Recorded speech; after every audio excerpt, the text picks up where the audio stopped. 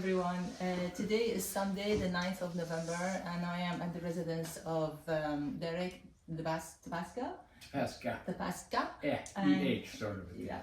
And he's hilarious, by the way, so if you miss talking to him, you should really find him and have a chat with him. I remember looking at his art at Inside Out exhibit, and I was really impressed by the wooden piece that he had then. I think it was this one, or the amulet. Is this amulet or another one? That's amulet. That's amulet. And I was wondering, like, what happened? What's that? Is it a mustache? Is it the head of a person? And he said, no, actually it's an elephant tusks, and there is a story behind it. And many of his pieces have stories behind them. And I love art with stories, so that's why we're here, to tell stories.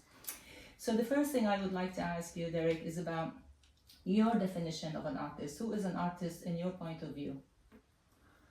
Well, that's a hard one. I mean, I think, by the way, I should probably, in case I get too pedantic, I was a professor, a media professor at Framingham State for 30 years or something. But that's a big question, because I used to teach a creative process class, and I used to teach a course in media criticism. And for starters, I think you have to try to figure out, it's a hard answer, hard question. You have to, I think, sort out the difference between artistic and aesthetic. I mean, you can have very aesthetic advertising, but I don't consider it to be art most of the time. I mean, I think the generative impulse about why you made something does make it, makes a difference. And I don't know that it can't be. When I first joined NISA years ago, I had to promise that I would not make anything useful. That was my other question for you. Like, what's the difference between craft and art, or Right. fine craft and fine art? Exactly. Well, I think craft. You made a note. I'm ducking the question about what's art, I guess, but craft is very important to me. I mean, I'm a senior citizen. I always tell students I can't guarantee you wisdom, but I can guarantee you a sense of historical perspective. But as a kid growing up in a village in Iowa, I didn't see a television until I was 9. And all of us kids made stuff with our hands all the time. And we played outdoors a lot, and we were in Boy Scouts, and we made stuff. And much later, I became a serious photographer. And actually, of all things, I was in the first. Again, this is just to prove how old I am, not how good I am. I was in the first exhibition of photographs ever mounted by the Institute of Contemporary Arts in Boston. And it's so long ago that it was not where it is now. Of course, it was not on Boylston Street, where it was for many years. It was in a townhouse up in the state, next to the State House, just down that street. So they actually put our names on that one and our ages. Oh. Yeah, and it said I was 27. Young photographers of Boston. Okay. But it's slowly, and they were all in black and white. So what were you photographing? Is it landscape or people? Or? I was a sort of social documentarian, trying to tell the truth. I mean, basically, I was becoming a narrative photographer rather than a writer, which I've sort of always wanted to be as well. My next question is inspiration. In one of your interviews, you said your inspiration comes from classical form, the primitive, and the strange. Is this still your only, or the 3 elements of your inspiration? Things have changed with time. Is there anything else that intrigue you? Well, in some respects, that's a pretty easy question, because there was a great moment in my life, and that sort of changed my life and the way I think about my art. It's often referential to ancient stuff. Actually, I gave a talk to a bunch of kids at the Edinburgh Art Museum a few years ago, and the young kid at the end said, sort of shyly, he said, "I have a question." I said, "Go ahead." He said, "Why do you do this?" I said, "That's a very good question." I said, "I do it because part of me does it because I said the human race, we are so awful in so many ways to each other and to the planet and all that. But one, seems to me, wonderful thing about humans is that we, for 300,000 years or more, we've tried to make beautiful stuff, And it's really nice to attach oneself to that part of the human existence and pursuit and evolution, and to be part of that. So often my pieces, like the amulet you mentioned earlier, they're specifically homages to ancient stuff. Yeah. And that came from seeing I went to see cave paintings in the south of France in 1995, and I walked into the room, and it's that famous painting wall when there's the spotted horses and their handprints, It's you know, really beautiful. Yeah. on the wall. And I suddenly felt like they were high-fiving me from the distant past. And the way I remembered it is that I got down on my knees and started to cry. My 10-year-old son was there. He said, "Dad, it didn't happen," but I swear it did.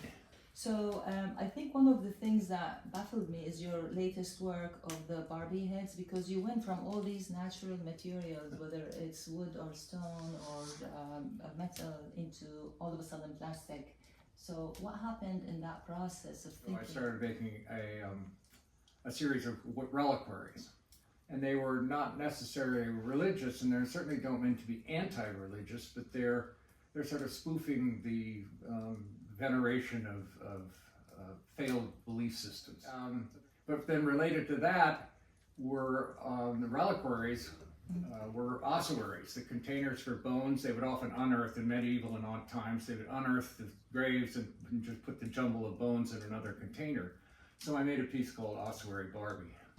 And but also I like that sort of piecework because my TV room, which I think of as my satellite studio, I like to do stuff while I watch stuff at night, and whether that's putting pins in things or wood burning sperm on the sex pots, or taking the hair off of barbell heads and stuff. It's fun to do that and feel, because I grew up in the tradition, the Calvinist tradition, where you're supposed to be productive and work hard and all that. So you don't just sit and watch TV. It's a waste of time. You have to do something. Yeah, me too. As well. I was not raised in that environment, but that's how I feel. Right. So the question is still not answered, which is, why would you choose a Barbie head rather than you building something wooden, perhaps that representational of a head? Well, yeah, because I've done a little bit of that. The precursor to Amulet was a piece called, and I have a piece in the other room,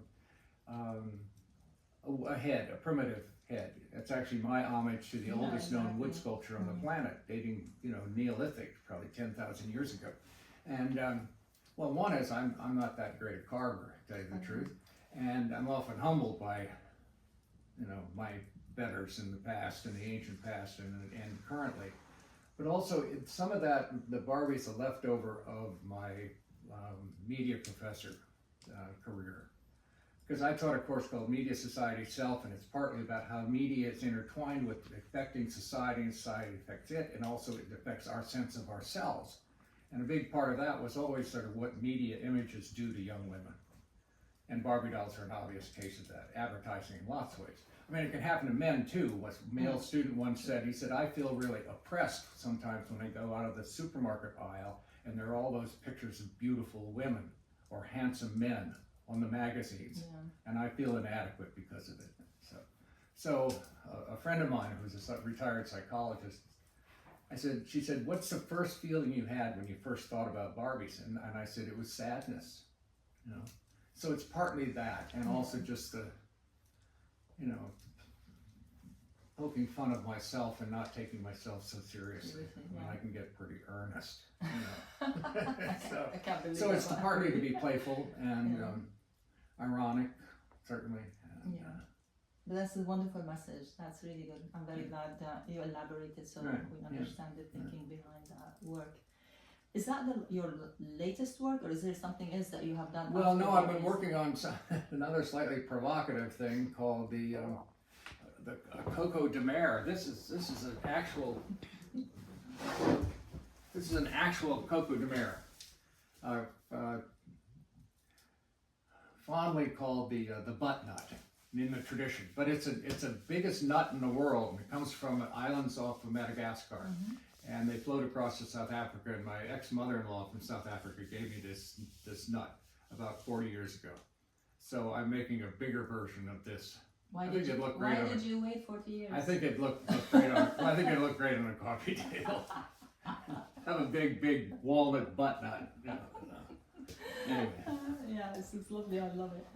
And that too, I was just sitting here one evening and looked up and said, "Oh, that's such an interesting, funny, amusing, sexy, whatever shape." So especially that it's almost like there's hair actually between the two cheeks. No, exactly. It's so sexual. Alrighty.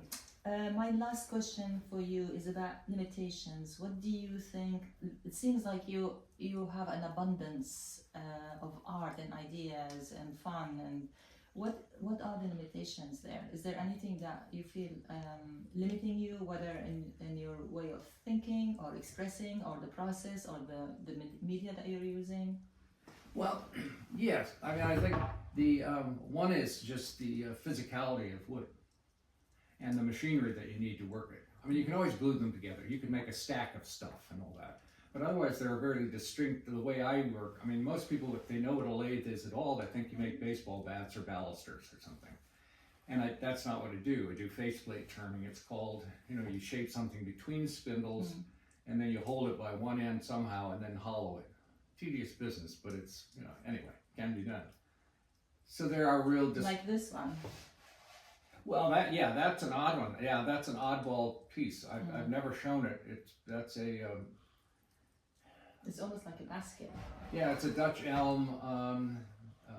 It's American elm crotch piece that I made that long, 25, 30 years ago or something. It just holds my shoes now.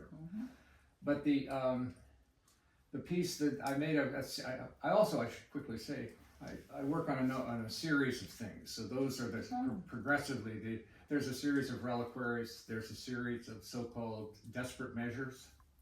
And desperate measures are just sort of playfully acknowledging that wood as a medium always moves. And it often cracks. And so the bane of a lot of woodworking and or wood turning certainly is how do you hollow out this piece of thing and then not have it crack? So some of the stuff, this Desperate Measure series are pieces that I've encouraged to crack and then pretend to try to fix. So they may have big spikes or bolts or whatever, like the one over there, pretending, like this one right here, pretending to try to fix it. So there are those kinds of the other series. So there's that series. There's the sex pot series. People sometimes, curators or whatever. One gallerist once said, "Oh, I'm relieved when I said I made this series called Sex Pots, and they don't know what to expect." Well, all they are is just vessel forms with wood-burned sperm on them, usually with an inset egg, faux egg in the top or something. So that's.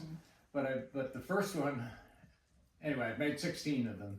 12 of them have sold over the years, and so they've gotten bigger. But the worth one now, and it's soon going to be in an exhibition at the Artisans Asylum coming up, so it's not here, but it's the biggest piece I could make on the lathe. My particular lathe will only make stuff about 31 inches tall.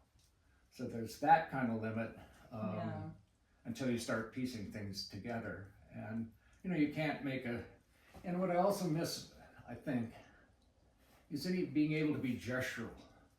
Because you don't do that on the lathe. The closest I come is there are some pieces I put modeling paste on the surface, at which point it's almost like a clay form, I guess. And you can just use your fingers and make gesturally, while it's turning on the lathe, and sort of turn this stuff as if it were clay or something. So but my stuff is not arbitrary, and that may be a limitation too. Oh, I know. Gary Knox Bennett, many years ago, a wonderful cabinet maker. He made his glorious cabinet with glass front and matched burl, veneer, whatever. And he was so tired of his own preciousness that he said he had a couple of beers and he took a 16-penny nail and he just drove a nail right into the face of the cabinet. And people in the woodworking community just freaked out, and anyway, it was his business. So that was your inspiration for these pieces. Right, because I thought, well, I'm going to do something like that, but I'll put pins in, and then I put the pins in, and I realized, they can stick through, or they can stick outward, or whatever, and so I made a bunch of that developed too, where... Because I can see them poking out inside. Right, this is called the Iron Maiden, the third variety, and this one, the pins stick out. Because I looked inside and you think, it's terrifying. It's dangerous. Right. And it's maybe even it's not clear that the so-called torture device of the Iron Maiden really existed.